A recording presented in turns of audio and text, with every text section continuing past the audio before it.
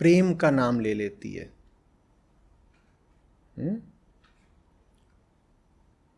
तो इसमें जो शोषण होता है वो फिर बहुत लंबे समय तक चल सकता है, इसलिए ये ज़्यादा खतरनाक हो जाती है बाकी वासनाओं से। एक आपकी कामना होती है जिसमें ज़्यादा बड़ा खतरा आपको ही होता है, वो होती है जड़ पदार्थ की। उदाहरण के लिए आपको घड़ियाँ या जूते खरीदने का बड़ा चस्का रहता है, ये भी एक प्रकार की वासना ही है, और आप खरीद रहे हैं। इसमें नुकसान अधिकतर आपको ही हो रहा है, ठीक है। और भी नुकसान है कई तरीके के। अब वो जूता बनाने वाली कंपनी है, उसके पास पैसा जा रहा है, वो पैसा कहाँ उड़ा रही है। हो सकता है जूता चमड़े का हो तो उसके लिए जानवरों को मार रही है, और भी नुकसान हो सकते हैं, लेकिन अधिकांश इसमें नुकसान आपका ही है। आपकी जो कामना है आपको ही नुकसान पहुंचा रही है। तो ये कामना है जो थोड़ी कम घातक है। घातक ये भी है, पर जो हम अन्य दो स्तरों की कामना की बात करेंगे उनसे ही कम घातक है। फिर कामना आती है जिसमें आप किसी जड़ पदार्थ की, माने जूते या घड़ी की कामना नहीं कर रहे, किसी व्यक्ति से ही संबंधित कामना कर रहे हो, और आपकी कामना ऐसी है कि उसमें उसको नुकसान पहुंच रहा है, तो माने शोषण। ऐसी कामना जिसमें दूसरे का शोषण निहित है, पर वो शोषण प्रत्यक्ष है। तो उदाहरण के लिए आप किसी को दास बना रहे हो, गुलाम बना रहे हो, चलती थी ना स्लेवरी, या आपने किसी से धोखा दे करके कोई ऐसा अनुबंध कर लिया है, एग्रीमेंट कर लिया है जिसमें दूसरे का लगातार शोषण, एक्सप्लॉइटेशन हो रहा है। ये जो पहले स्तर की कामना थी उससे घातक है, क्योंकि यहाँ पर एक दूसरे व्यक्ति को आप सीधे सीधे नुकसान पहुँचा रहे हो, एक दूसरे चैतन्य व्यक्ति को। यहाँ आप जड़ पदार्थ भर की बात नहीं है, यहाँ एक चैतन्य व्यक्ति की बात है, आप उसको परेशान कर रहे हो। लेकिन चूंकि शोषण हो रहा है, जुल्म हो रहा है, अत्याचार हो रहा है, तो देर सबेर वो सामने वाला जग जाएगा या कहीं से सहायता पालेगा और वो भाग जाएगा, क्योंकि उसको पता है मेरे साथ गलत हो रहा है।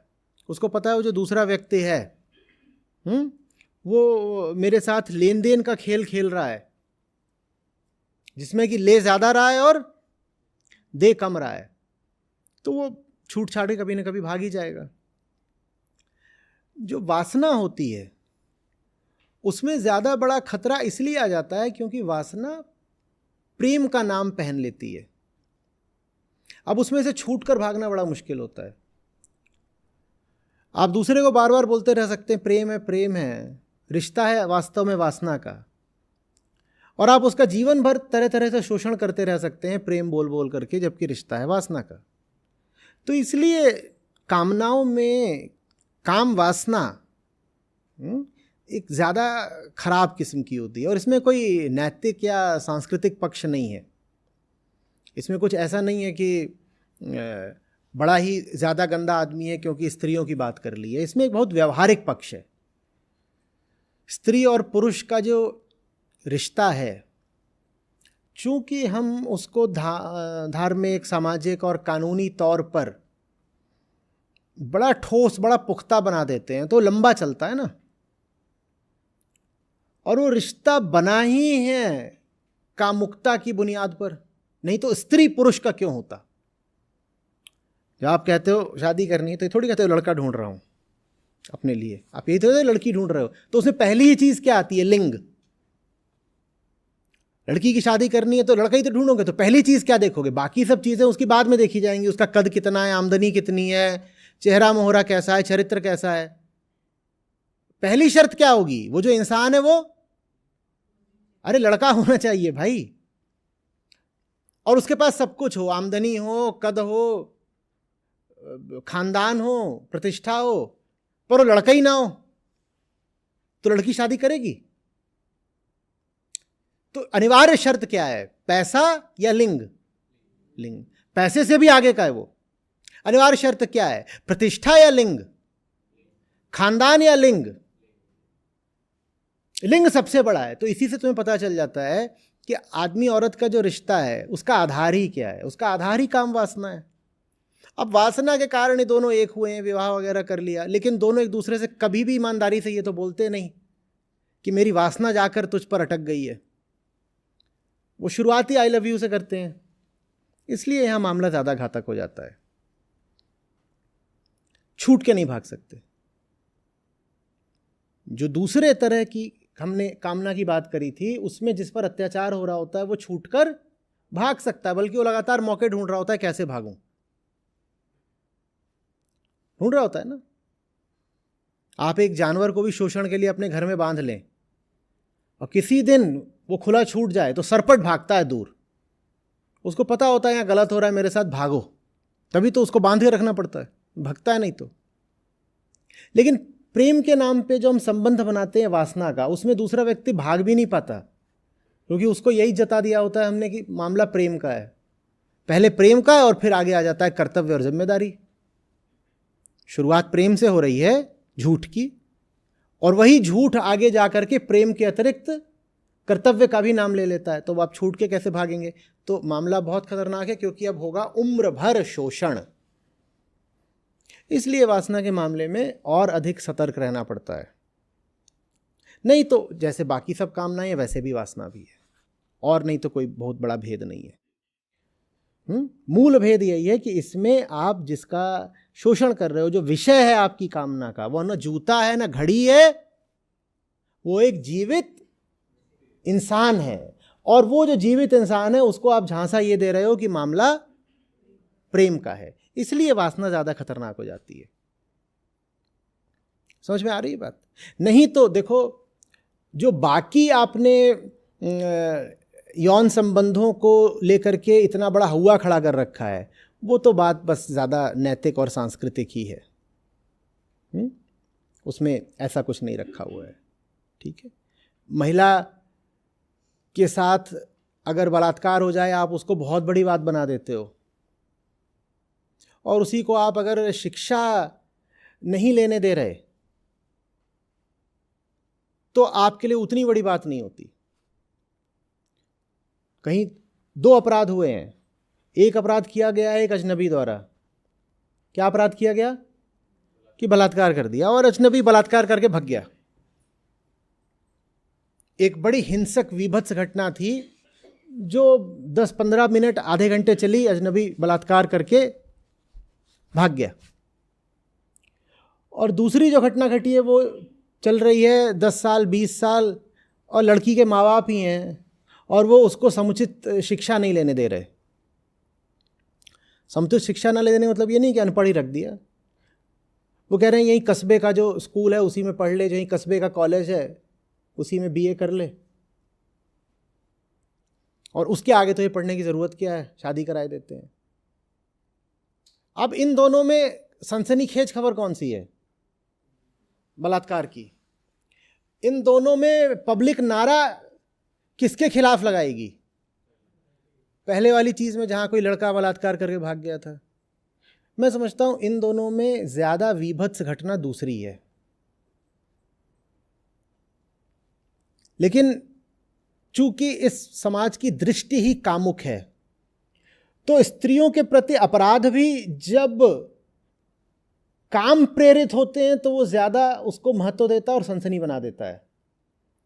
किसी लड़की को पढ़ने नहीं दिया गया, ये छोटी बात है, इस पर कोई सनसनी नहीं बजाता हमारा समाज, क्योंकि हमारा समाज खुद वासना से ग्रस्त है। तो उसको पढ़ने नहीं दिया गया, ये कोई सनसनी की बात नहीं है। उसका बलात्कार हो गया, बड़ी सनसनी की बात है। जबकि ज्यादा बड़ा अपराध यह है कि उसको पढ़ने नहीं दिया गया। आप जानते हैं, जब बलात्कार के एकदम विभत्स क्रूर हिंसक मामले मीडिया में आते हैं तो यूट्यूब पर बलात्कार की उन घटनाओं की क्लिप्स की मांग बढ़ जाती है। गूगल पर मान लीजिए कोई महिला है, उसका कुछ नाम है कखग, और मामला सामने आ जाए कि उसका ऐसे बलात्कार हुआ और बड़ा हिंसक हुआ है, एकदम दिल दहलाने वाली बात है। लोग गूगल पे सर्च करना शुरू कर देते हैं कि उस बलात्कार की हमको वीडियो क्लिप मिलेगी क्या। सनसनी फैलती है ना, और समाज ही कामुक है। तो एक और तो यही समाज खुद उस बलात्कार की वीडियो क्लिप देखना चाहेगा, और दूसरी ओर क्या बोलेगा, बलात्कारी को फांसी दो, बलात्कारी को फांसी दो, कहते हैं ना बलात्कारी को तुरंत फांसी दो, चौराहे पे खड़ा कर गोली मार दो, लटका दो, इसको मार दो। सनसनी। महिलाओं को भी ये जानना चाहिए कि तन और मन में प्राथमिकता हमेशा मन की है, क्योंकि आप देह नहीं हैं, आप चेतना हैं। कोई आपकी देह के खिलाफ अपराध कर दे, बलात्कार वगैरह, वो निश्चित रूप से एक अपराध है, पर उससे कहीं बड़ा अपराध है जब कोई आपकी चेतना को सीमित और संकुचित रख दे, आपको पढ़ने वगैरह न दे, आपके पर कतर दे, आपको जीवन में अनुभव न लेने दे, आपको घर में कैद कर दे। वो बलात्कार से कहीं ज्यादा जघन्य अपराध है। लेकिन मेरी बात बहुत लोगों को बहुत अजीब लगी, कहेंगे अरे बलात्कार से ज्यादा बड़ी बात यह है कि उसको घर में रखा। हाँ जी साहब, बलात्कार की सजा होनी चाहिए, लेकिन बलात्कार से ज्यादा बड़ी सजा तब है जब एक जीवित इंसान को, जो कि एक स्त्री है, उसे उसके पोटेंशियल तक आप ना पहुंचने दें। उससे कह दें तू घर में रह, चूल्हा चौका कर और बिस्तर बिछा दिया कर और बिछ भी जाया कर, ये कर तू, ये ज्यादा बड़ा अपराध है। लेकिन इसको तो हम कह देते हैं संस्कृति है। ये अपराध कैसे हो गया? ये तो संस्कृति है साहब। बस बलात्कार भर अपराध है। तो महिलाओं के खिलाफ कितने अपराध हो रहे हैं ये जांचना है तो देख लो, बलात्कार कितना हो रहा है, कितना नहीं हो रहा है। और जो बड़े बड़े विभत्स अपराध है उनकी तो कोई बात ही नहीं करनी है।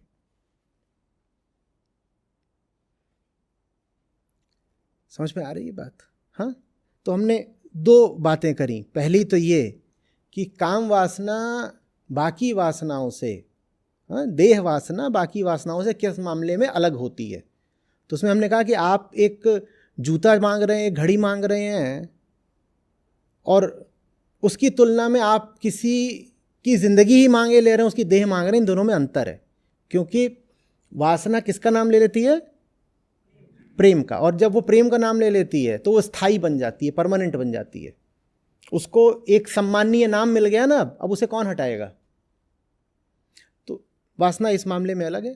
फिर दूसरी बात हमने करी कि समाज वासना को ही इतना बढ़ा चढ़ा करके क्यों महत्व देता है, सनसनी बनाता है। जो बाकी प्रकार के अत्याचार, अपराध, अन्याय हैं, उनकी हम क्यों नहीं बात करते? उनकी बात हम नहीं करेंगे क्योंकि हम खुद कामुक लोग हैं। जैसे टीवी एंकर्स को भी कहीं ना कहीं भीतरी कोई गंदा मजा आ रहा हो बलात्कार की ही बात करने में। कितनी महिलाएं कुपोषण का शिकार हैं, ये बात अपराध की नहीं है? इस पर आप कितनी बहस होते देखते हैं? देखते हैं क्या? नहीं।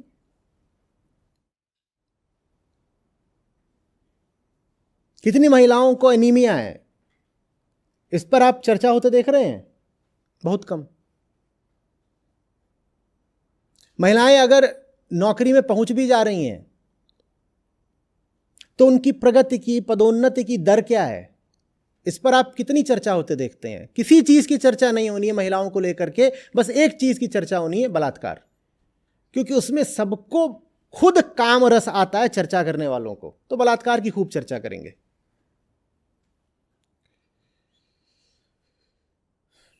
लड़की की देह गंदी कर दी किसी ने, बहुत बड़ा मामला हो गया, और पूरी दुनिया मिलकर दिन रात उस लड़की का मन गंदा कर रही है।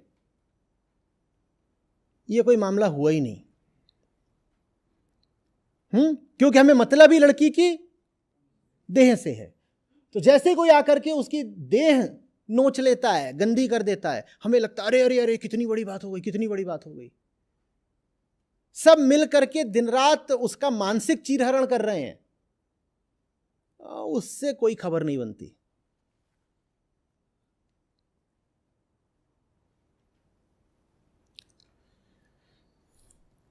आ रही बात समझ में?